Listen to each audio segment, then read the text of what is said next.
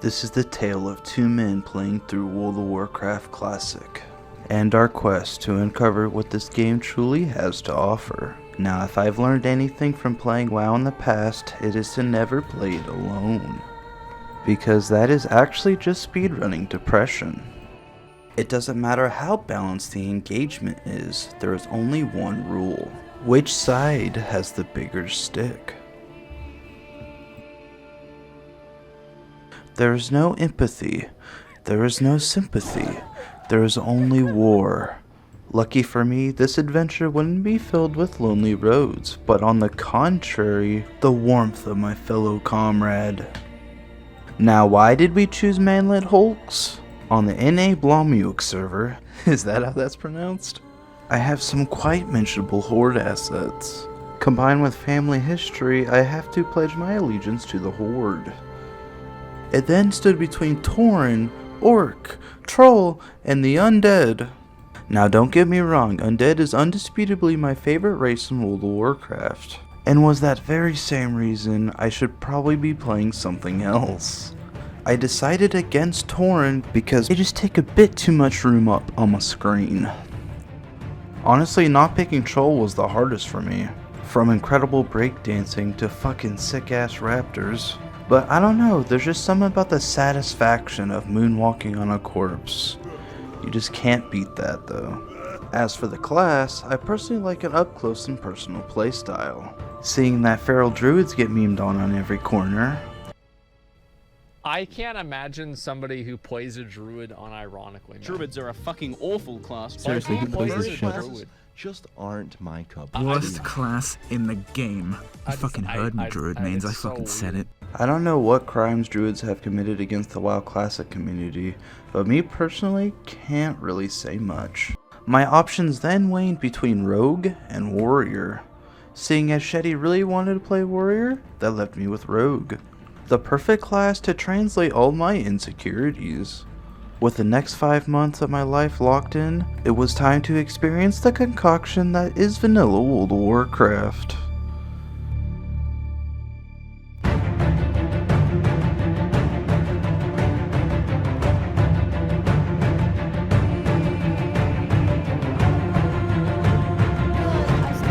No, intended roots! Oh my! My no death challenge!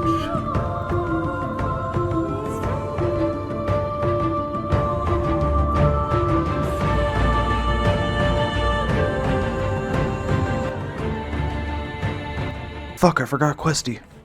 If you've never played World of Warcraft, you might get sucked in by the highly articulated and immersive gameplay. But being the WoW veteran I am, never got max level by the way, I know the tedium of not knowing where to turn in a quest, or where to find some miscellaneous items is in no way immersive. I start off the Duratar leveling experience by displaying my ranking superiority to some peons, unveiling the true meaning of capitalism. I can do that. Okie dokie. During this, I missed most of the commotion, but Teddy makes a run-in with some pirates. Disgusted with their Alliance cosplay, he engages the man in combat.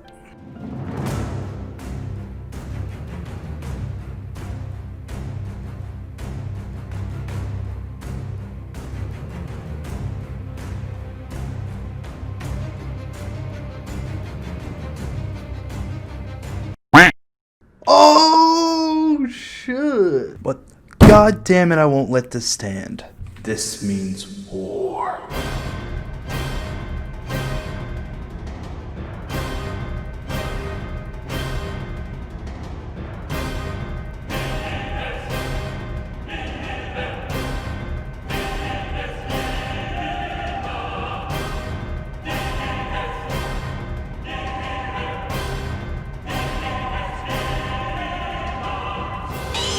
After 4 duels, all resulting in losses, I come to accept that they, the superior gamers, were simply on a roll.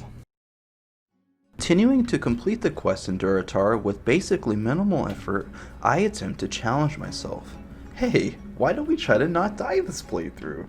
in hopes to complete a no-death challenge from sea creatures with questionable item drop rates. No! To the tribal slaughter of a couple of Blizzard employees, and eventually dealing with the fuckery on Isles of Sinjin Coast. Oh, he's healing, motherfucker. There were a couple sacrifices along the way, sure. Oh, you're about to die, dude. Some that I may have caused. Woohoo!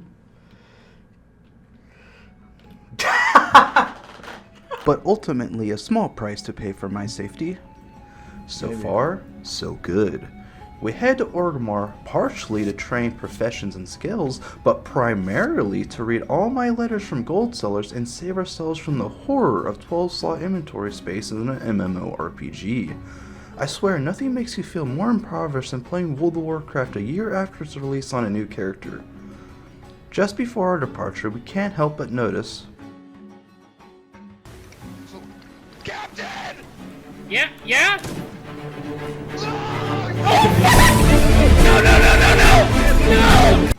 Scurrying through the city, a mob so powerful it displays a skull instead of its level. Naturally, we instantly charge it, only to find that 4 legs are much better than 2. Oh, here we go. We got one aggro. I hit it once. If they kill it, I still get it. No, entangled roots. I hit it like where it did 1 damage. Does that mean I still get the... Oh my. My no death challenge. And that was it. My days without seeing a spirit healer were finally over. But to think I could see this challenge to the end? Oh, that's funny. That's really funny. The Orgrimmar lag is real.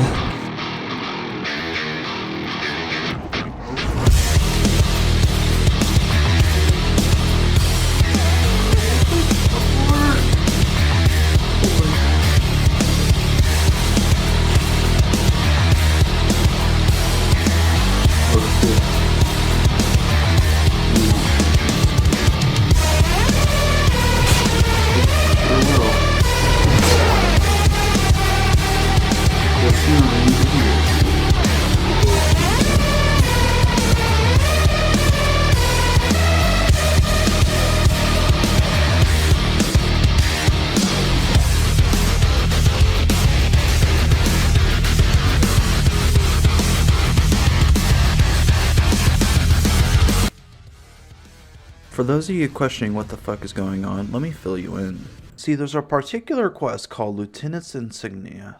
Prompts you to go either there or here to retrieve, well, the Lieutenant's Insignia. Pretty simple concept on the surface, but what the game developers don't tell you is that this item has the drop chance of a very generous 5%. You know what? It's fine. Continuing to struggle, we attempt to form a party. We start by adding this badass to our ranks, which this bastard seemed to loot on his very first mob. He helps us out for a while, but still no insignia.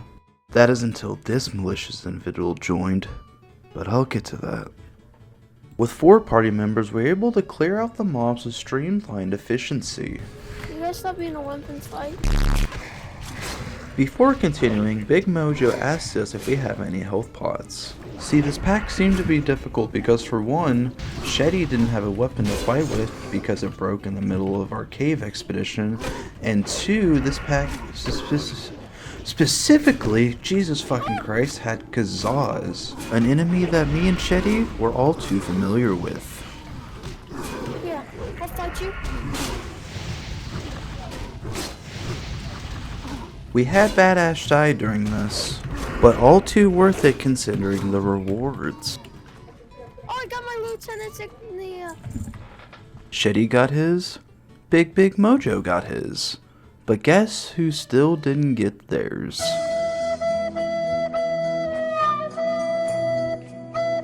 I am starting to doubt the path that I've chosen. Whilst waiting for Badass to corpse run, this man comes up with a spectacular idea. He proposes that we kill Scorn. Now, who is Scorn? It would be our first encounter with a golden elite. I figured since we still had 3 party members, it'd be a pretty good shot. We start things off by first having trouble parkouring up this cliff for about 10 seconds. Oof! Perfect! And we're finally at a point where we're all starting to wail on the boss. Well, at least 2 of us. Mojo realizes he's getting low, so he makes for his escape, which would have been fine, but just before dispatching him, he can't target Mojo anymore, which causes him to evade, which in turn causes him to heal about to 75%. We try to get him down again, and almost succeed. However, the mob simply has a mind of its own. It simply refuses death. Choosing to evade our hits once more, I realize that this is now a losing battle, especially with the mob on our tail. I jump down and call that one a wrap. I with haste call the troll out for his cowardice. He comes up with an inadequate excuse. I call him out once more. He leaves the party. Badash leaves the party. And that just leaves me. Just one of you boys without an insignia. Did I even ever end up finishing that quest?